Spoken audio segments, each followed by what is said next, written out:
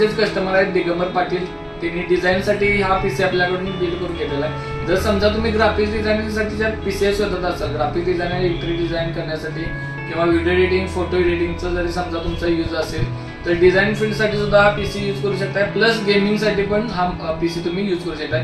Gaming use करणार असाल तर फक्त मॉनिटर तुम्ही चेंज करा. जो गेमिंग मॉनिटर घ्या 144 हर्ट्ज किंवा 165 हर्ट्ज सोबत गेमिंग मॉनिटर जे एलजीचे अल्ट्रागेट सिरीज येते किंवा सॅमसंग मध्ये ओडीसी सिरीजचा मॉनिटर जर समजा तुम्ही गेमिंगसाठी यूज करणार असाल तर घेऊ शकताय.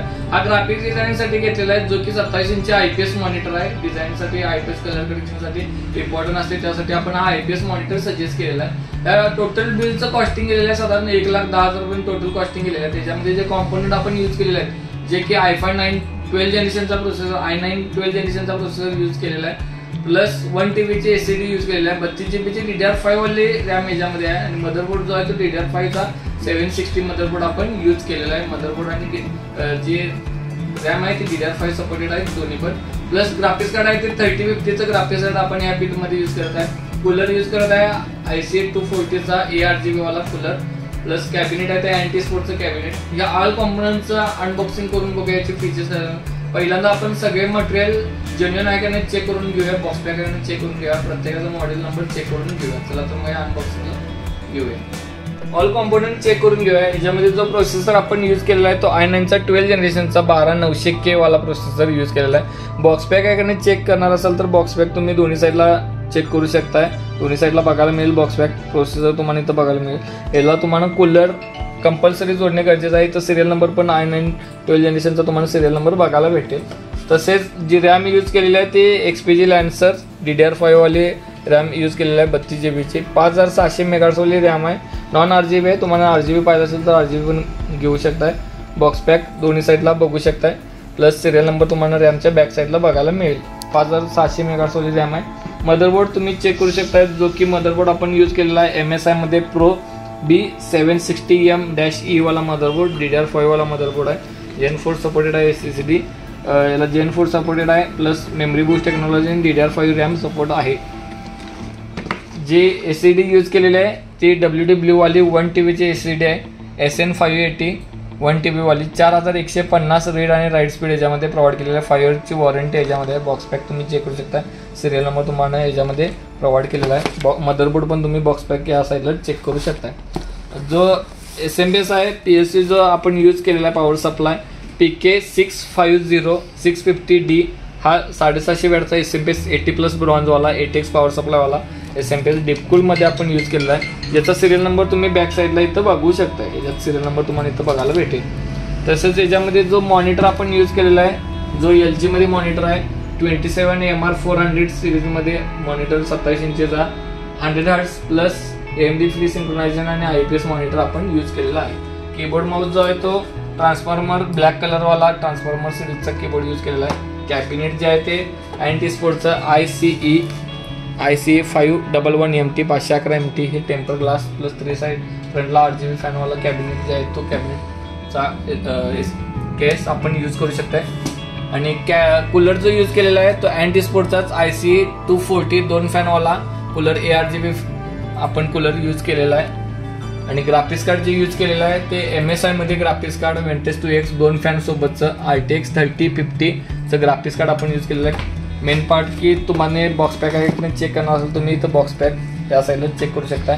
आणि 8 GB ग्राफिक्स कार्ड आहे. इथं तुम्हाला मॉडेल नंबर आणि सिरियल नंबर सुद्धा बघायला मिळेल. चला तर मग ऑल कॉम्पोनंट अनबॉक्सिंग करून घेऊया.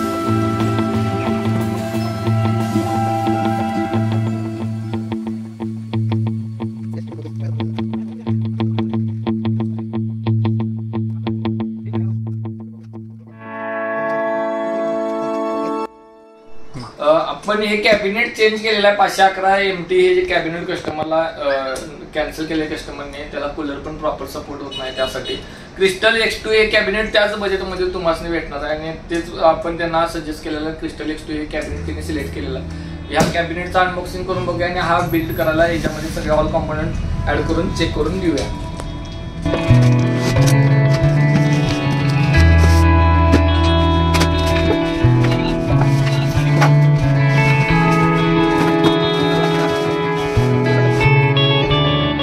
या बिल्ड मध्ये जो मॉनिटर आपण यूज केलेला तो LG चा मॉनिटर आहे 27MR400 हा मॉनिटर आपण या बिल्ड मध्ये घेतलेला आहे। हा अनबॉक्सिंग करून चेक करूया।